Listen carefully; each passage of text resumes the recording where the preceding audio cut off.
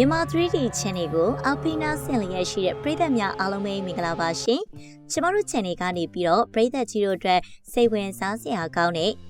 ဇလံကောင်းလေးများကိုတင်ဆက်ပေးနေပါတယ်။ဒီနေ့မှာပရိသတ်ကြီးတို့နားဆင်ရမှာကတော့အချစ်ကိုယုံစားမိတဲ့အခါဆိုတဲ့စိတ်ဝင်စားစရာကောင်းတဲ့ဇလံကောင်းလေးတစ်ပုဒ်ကိုပရိသတ်ကြီးတို့ကနားဆင်ရမှာပဲဖြစ်ပါတယ်။အချစ်ကိုယုံစားမိတဲ့အခါလွန်ခဲ့တဲ့နှစ်ပေါင်းများစွာကဒေါ်ရွာလေးတစ်ရွာမှာမိခင်နဲ့သမီးဖြစ်သူနှစ်ယောက်တည်းအခြေချနေထိုင်ခဲ့ကြတယ်။အမေဖြစ်သူရဲ့နာမည်ကဒေါ်လာမေဖြစ်ပြီးတော့သမီးဖြစ်သူကတော့နှင်းရွယ်လို့ခေါ်ပါတယ်။သူတို့သားမီးနှစ်ယောက်ရဲ့ဘဝကအရန်ကိုရိုးရှင်းပါတယ်။မနက်မိုးလင်းတာနဲ့တအိမ်လုံးစုပ်ပြေးနေအောင်အိမ်မှုကိစ္စတွေကိုဝိုင်းကူလုပ်ကြတယ်။သမီးဖြစ်သူနှင်းရွယ်ကထမင်းချက်ဟင်းချက်တာဝန်ကိုယူပြီးတော့အမေဖြစ်သူကတော့တခြားအိမ်အလုပ်တွေလုပ်ကြပါတယ်။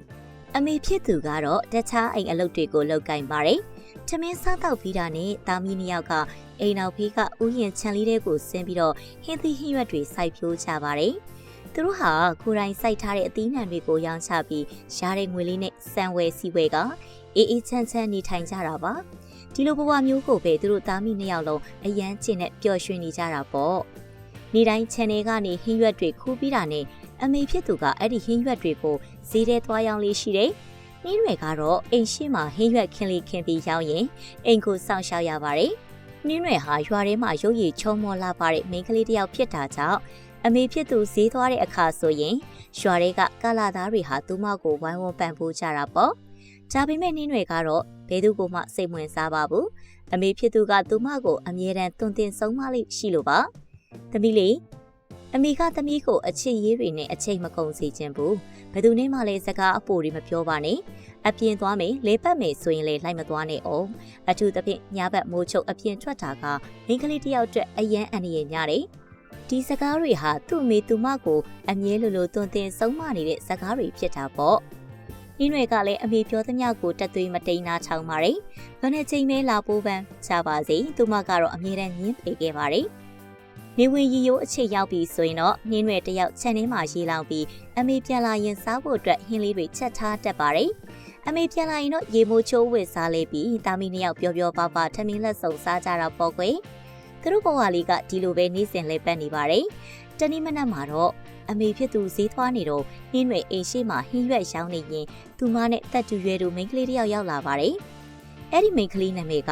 ရွေးတဲ့သူတို့နှစ်ယောက်စကားပြောကြည့်တဲ့အခါအချိုက်ချင်းတိုက်ဆိုင်နေတာကိုတွေ့ကြရတယ်။ငါကဒီရွာကိုအခုမှပြောင်းလာတာပါ။နင်ကလည်းအိမ်ထဲမှာပဲအမြဲအောင်နေပြီးတယောက်တည်းဖြစ်နေတာတွေ့လို့ငါကိုယ်တိုင်လဲလူကြောက်တက်ပြီးမြို့ထဲကိုမသွားရတဲ့သူဆိုတော့နင်နဲ့တငယ်ချင်းဖြစ်ချင်တယ်လေ။ငါတို့အချင်းချင်းဆိုပိုနားလည်နိုင်မှာပါ။နင်းတွေကလည်းတွေဟာသူမလိုပဲအေးအေးဆေးဆေးနေတတ်သူလို့ထင်မှတ်ပြီးတငယ်ချင်းဖြစ်လက်ခံလိုက်ပါတယ်။အဲ့ဒီနေ့ကစပြီးသူတို့နှစ်ယောက်ဟာအရန်ခင်မင်းနဲ့တငယ်ချင်းတွေဖြစ်သွားကြတာပေါ့။ဘာစားစားဝေမျှစားကြတယ်။တော်တဲ့တောင်ထဲဟင်းရွက်သွားခူးရင်လေအတူတူသွားကြတယ်။သူတို့နှစ်ယောက်ဟာခွဲမရတဲ့တငယ်ချင်းတွေဖြစ်လို့နေပြီးဘဲသွားအတူတူပါပဲကွယ်။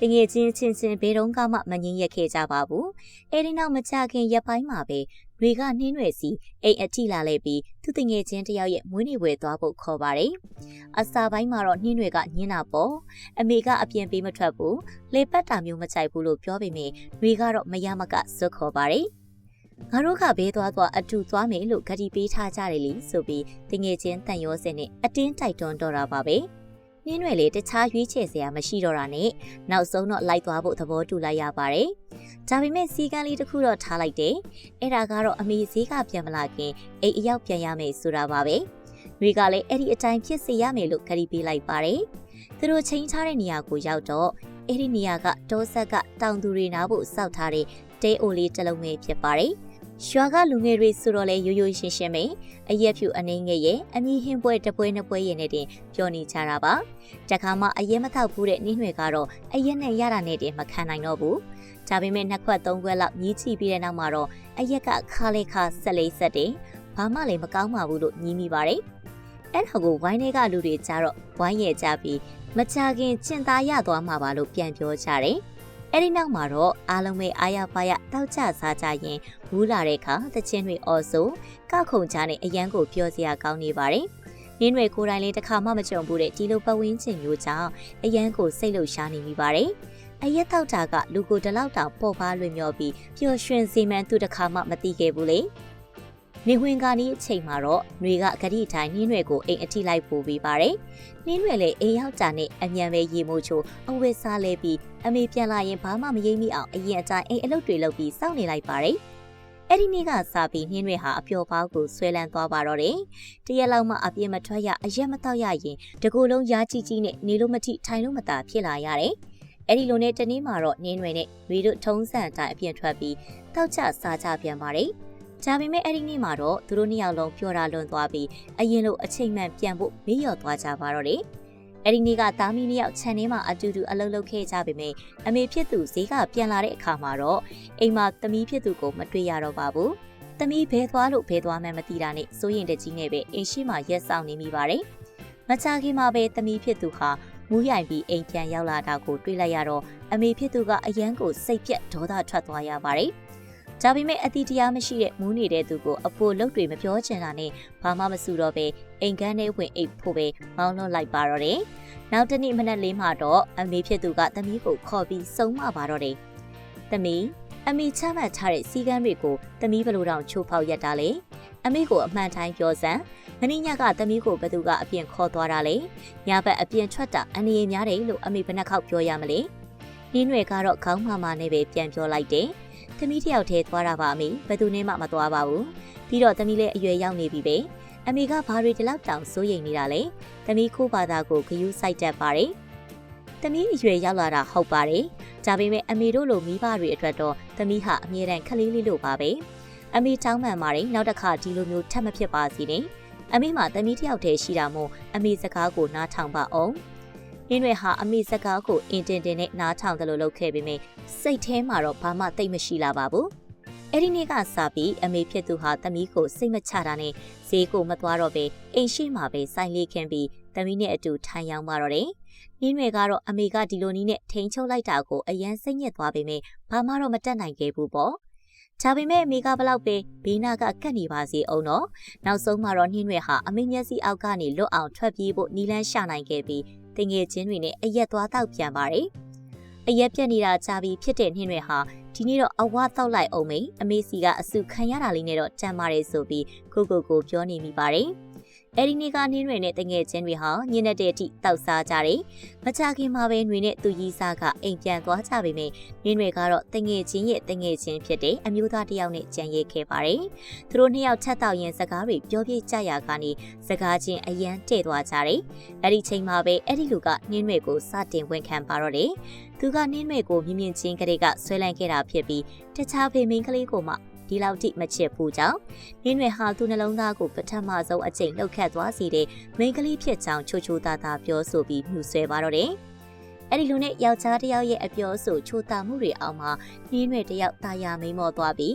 နောက်ဆုံးမှာတော့အဲ့ဒီလူကိုရီးစားဖြစ်လက်ခံလိုက်ပါတော့တယ်။ပဝင်းချင်းအချင်းကြီးကလည်းတာယာနေတာရဲ့နှစ်ယောက်တည်းရှိနေတာရဲ့ကြောင့်နောက်ဆုံးမှာတော့သူတို့နှစ်ယောက်ကကျူးလွန်ပြီးကိုချင်းသိက္ခာပျက်စီးခဲ့ရပါတော့တယ်။အဲ့ဒီနေ့ကစပြီးနှင်းရွယ်နဲ့အဲ့ဒီလူဟာအမေဖြစ်သူမသိအောင်ခိုးချောင်ခိုးဝက်နဲ့ခဏတွေးဆုံပြကြတယ်။အချိန်2လ3လလောက်ကြာလာတဲ့ခါမှာတော့နှင်းရွယ်ဟာမိမိခန္ဓာကိုယ်ရဲ့ပြောင်းလဲမှုကိုစတင်ခံစားမိလာတယ်။ဘိုက်ကလေးကလည်းတဖြည်းဖြည်းဆူထွက်လာတာပေါ့။အဲ့ဒီအချိန်မှာနှင်းရွယ်ဟာသူ့မကိုဝင်ရှိနေပြီဆိုတာကိုသိလိုက်ရပြီးအယမ်းကိုကြောက်လန့်သွားမိပါတယ်။အမေသာသိရင်တော့ငါ့ကိုတတ်မှာပဲလို့တွေးပူနေမိတယ်လို့တစ်ဖက်ကလည်းအဲ့ဒီလူကကလေးအဖေအဖြစ်တာဝန်ယူပါမလားဆိုတာကိုစိုးရိမ်နေမိတယ်။အမေအမြဲဆုံးမခဲ့ဘူးတဲ့ကိုအယမ်းလိုချင်နေတဲ့ယောက်ျားတွေဟာတကယ်တမ်းချတော့ကိုတကယ်မချစ်ကြဘူးဆိုတဲ့စကားကိုပြန်သတိရပြီးနောင်နာတွေရလာတယ်။အခုတော့သူမဟာဘာလို့ရမှန်းမသိပဲလမ်းပြောင်းနေပါပြီ။တနေ့မှာတော့နှင်းရွယ်နဲ့အမေဖြစ်သူထမင်းလက်ဆောင်စားနေကြတော့အမေကနှင်းရွယ်အရန်ကြိုက်တဲ့ငါးဟင်းကိုချက်ပေးထားတယ်။ဒါပေမဲ့ထူးထူးခြားခြားပဲအဲ့ဒီနေ့မှာနှင်းရွယ်ဟာငါးဟင်းကိုမစားနိုင်တော့ပဲဘာလို့ငါကဒီလောက်တောင်ညှိပြီးနန်နေရတာလဲလို့ပြောပြီးအော်အန်ပါတော့တယ်။အမေဖြစ်သူကဒါကိုမြင်တော့အရန်အံ့ဩသွားတယ်။ပုံမှန်ဆိုငါးဟင်းကိုအငန်းမရစားတတ်တဲ့သမီးကဘာလို့ဒီနေ့မှနှီးတဲ့နန်းနဲ့ပြောနေရတာလဲ။သားသမီးမွေးဖို့တဲ့အမေရဲ့အတွေ့အကြုံရသမီးဖြစ်သူမှကိုဝင်ရှိနေပြီဆိုတာကိုချက်ချင်းရှင်းမိလိုက်ပါတယ်။အဲ့ဒီလိုသိလိုက်ရတာနဲ့အမေဖြစ်သူဟာသမီးကိုချက်ချင်းနဲ့စစ်မိပါတော့တယ်။နင်ဘသူနဲ့ရတာလဲ။ကလေးဖေကဘသူလဲ။အခုချက်ချင်းသွားပြောပြီးတာဝန်ယူခိုင်းစမ်း အမေကသူမစကားကိုနားမထောင်ခဲ့တဲ့သမီးကိုဒရက်ဆက်စုပူချိန်မောင်ပါတော့တယ်။တကယ်လို့အဲ့ဒီယောက်ျားကတာဝန်မယူရင်နင်ဘယ်လိုလုပ်မလဲလို့မေးခွန်းထုတ်တဲ့အခါနင်းတွေဟာအမားကိုတီးသွားပြီးအမိချေစုံကိုဖက်ကတောင်းပန်စကားတွေချက်ခါတလဲလဲပြောနေမိတယ်။စိတ်ထဲမှာတော့အဲ့ဒီလူကကလေးကိုတာဝန်ယူပါစေလို့ပဲဆူတောင်းနေမိတာပေါ့။နောက်တစ်နေ့မှာတော့နင်းတွေဟာအဲ့ဒီလူကိုခေါ်ပြီးဒီအကြောင်းကိုပြောပြလိုက်ပါတယ်။မောင်ဒီနေ့မောင်ကိုခေါ်တာပြောစရာရှိလို့ပါ။ဘာကိစ္စလဲမမရဲ့ပြောလေ။မမကကိုဝင်ရှိနေပြီမောင်။ဟေးအဲ့ဒါဘသူနဲ့ရတာလဲဘသူကကလေးအဖေလဲမမနှင်းတွေမောင်ကပဲကလေးအဖေလေမောင်ဂရီပေးထားတယ်မလားနှင်းတွေကိုပြစ်မသွားပါနဲ့လို့ဂရီကြည့်ပေးပါအောင်တာဝန်ယူပေးပါအောင်နှင်းတွေနဲ့အမေရွာထဲမှာအဆက်မကွဲပြရစီနေတော့အဖေမရှိတဲ့ကလေးကိုဘိုက်ထဲလွှဲထားရတယ်ဆိုရင်နှင်းတွေယူသွားလိမ့်မယ်မိုက်လိုက်တာမမရကျွန်တော်ကအခုထိအဖေလုပ်ဖို့အစင်သက်မဖြစ်သေးဘူးမိမယူဖို့လည်းအစင်မပြေသေးဘူးနောက်ပြီးဒီကလေးကကျွန်တော်ကလေးဆိုတာဘယ်လိုလုပ်သေးကြမှာလဲဟဲမောင်ဘာလို့ဒီလိုစကားမျိုးပြောရတာလဲမမမောင်တယောက်ထင်းနေပဲစကားပြောတာလေတခြားဘယ်သူနဲ့မှမပတ်သက်ဘူးဒါဟာမောင်ရဲ့သွေးသားပဲဖြစ်ရမယ်လေမရဘူးဘလို့ဖြစ်ဖြစ်ကျွန်တော်တာဝန်မယူနိုင်ဘူးခမ ्या ဘာလို့ခမ ्या ကိစ္စပဲကျွန်တော်နဲ့မဆိုင်ဘူးနောက်တစ်ချက်ကကျွန်တော်မှမိန်းမနဲ့မိသားစုရှိပြီးသားဒါကြောင့်ခမ ्या ကိုတာဝန်ယူပေးလို့မရဘူးအဲ့ဒီလူကပြောချင်ရပြောပြီးတာနဲ့နင်းရွယ်ကိုပြစ်ထားခဲ့ပြီးချက်ချင်းပဲလှည့်ထွက်သွားပါတော့တယ်နင်းရွယ်တယောက်ချင်းနေရာမှာတင်ငုတ်တုတ်ထိုင်ပြီးရှိုက်ကြီးတက်ငင်ငိုကြွေးကြံ့ရိတ်ခဲ့တယ်။အခုတော့သူမတီးလိုက်ပါပြီ။သူမအလိန်ခံလိုက်ရပြီဆိုတာအဲ့ဒီလူကတော့နင်းရွယ်ရဲ့ခံစားချက်ကိုဘာမှခ ्यू မဆိုင်ပဲထွက်သွားခဲ့တာပေါ့။နောက်ဆုံးတော့နင်းရွယ်ဟာနောင်တတွေအထုတ်လိုက်အပိုးလိုက်အမေစီကိုပဲပြန်လာခဲ့ရတယ်။အမေဖြစ်သူကအဲ့ဒီယောက်ျားကတမီးအပေါ်တန်မိုးမထားတာကိုတီးလိုက်ရတော့အရန်ကိုဒေါသထွက်သွားပြီးနင်းရွယ်ကိုခေါ်ကအဲ့ဒီလူရဲ့အိမ်အထိလိုက်သွားပါတော့တယ်။ဒါပေမဲ့အိမ်ရောက်တဲ့အခါမှာတော့အိမ်မှာဘယ်သူမှမရှိတော့ပါဘူး။မကြခင်မှာပဲအနီနာကရွာသားတယောက်ကလာပြောပြပါတယ်။အဲ့ဒီလူဟာသူ့ရဲ့မိန်းမနဲ့သားသမီးတွေကိုခေါ်ပြီးအဝေးကိုထွက်ပြေးသွားတာကြားပြီးဖြစ်ကြောင်းသိလိုက်ရတဲ့အခါအမေဖြစ်သူဟာဒေါသထွက်လွန်းလို့တုန်နေတော့တာပါပဲ။နောက်ဆုံးတော့သားမီးနှစ်ယောက်ဟာစိတ်ပြက်လက်ပြက်နေအိမ်ကိုပဲပြန်လာခဲ့ကြပါတယ်။အိမ်ရောက်တော့နင်းတွေကအမေကိုထက်တလဲလဲတောင်းပန်ပါတယ်။အမေသမီးတောင်းပန်ပါတယ်။သမီးအမားပါဒီပြဿနာကိုသမီးဘာသာနီးလန်းရှာပြီးဖြေရှင်းပါမယ်။ဒီကလေးကပြဿနာဖြစ်နေမှတော့သမီးကလေးကိုဖျက်ချလိုက်ပါမယ်အမေနေယူသွားပြီလားနှင်းတွေဘယ်သူကနှင့်ကိုဒီလိုအတွေးမျိုးတွေးဖို့တင်ပေးလိုက်တာလဲအဲ့ဒါလူသားတယောက်လေနှင်းရဲ့ကလေးငါရဲ့မြီးပဲတော်စမ်းဒီယောက်ျားကနှင့်ကိုတန်မိုးမထားရင်နေပါစေငါကတော့နှင့်ကိုတန်မိုးထားတယ်နေဟာငါရဲ့သမီးပဲဘလောက်ပဲခက်ခဲပါစေငါတို့သားမီးနှစ်ယောက်တည်းရှိတာပဲဟာညီလေးတယောက်တိုးလာလို့ဘာဖြစ်သွားမှာလဲနေအများကြီးတွေးမနေနဲ့တော့နှင်းတွေသူများတွေရဲ့အတင်းဖြင့်စကားတွေကိုလည်းဂယုမဆိုင်နဲ့ရွာနီးချုပ်ဆက်ကဘယ်သူတွေဘာပြောပြောဂယုမဆိုင်နဲ့ဘလို့ပဲဖြစ်ဖြစ်နင်ကငါသမီးအဲ့ဒီကလေးကငါမီးပဲအဲ့ဒီလိုအတိတ်ပဲမရှိတဲ့ယောက်ျားကတာဝန်မယူခြင်းရဲ့လည်းနေပါစေနင်အမေငါကိုယ်တိုင်ပဲနင်တို့သားမိကိုတာဝန်ယူစောင့်ရှောက်သွားမယ်အမေစီကဒီလိုစကားမျိုးကြားလိုက်ရတဲ့အခါမှာတော့နင်းတွေတယောက်မျက်ရည်တွေတားမရစီးမရကျလာပါတော့တယ်သူမဟာအမေဖြစ်သူကိုချစ်လွန်းလို့တင်းတင်းကြပ်ကြပ်ဖတ်ထားမိတယ်အဲ့ဒီအချိန်ကြာတော့မှပဲသားသမီးအပေါ်ထားတဲ့မိခင်တယောက်ရဲ့မေတ္တာတရားဟာဘလောက်တောင်ကြီးမားသလဲဆိုတာကိုနင်းတွေကောင်းကောင်းကြီးနားလည်သွားခဲ့ပါပြီအရင်တုန်းကအမေစကားတွေကိုနားမထောင်ခဲ့မိတာတွေအတွက်လည်းနောက်ထပ်ကြီးစွာရှာမိတာပေါ့အခုတော့မိခင်တယောက်ရဲ့ရှင်ခွင်ဟာဘလောက်ထိနှွေးထွေးတယ်ဆိုတာသူမသိသွားပါပြီဒီဆက်လန်လေးကိုအချိန်ပေးပြီးနားထောင်ပေးခဲ့ကြတဲ့အတွက်ပရိသတ်ကြီးအားလုံးကိုကျေးဇူးများကြီးတင်ပါတယ်ရှင်။နောက်နေ့တွေမှာလည်းကျမတို့ channel ကနေဇလံကောင်းလေးများစွာကိုတင်ဆက်ပေးအောင်ပါမို့စောင့်မျှော်ကြည့်ရှုဖို့မေတ္တာရက်ခံလိုပါတယ်။အားလုံးပဲရှင်လန်းချမ်းမြေ့ကြပါစေရှင်။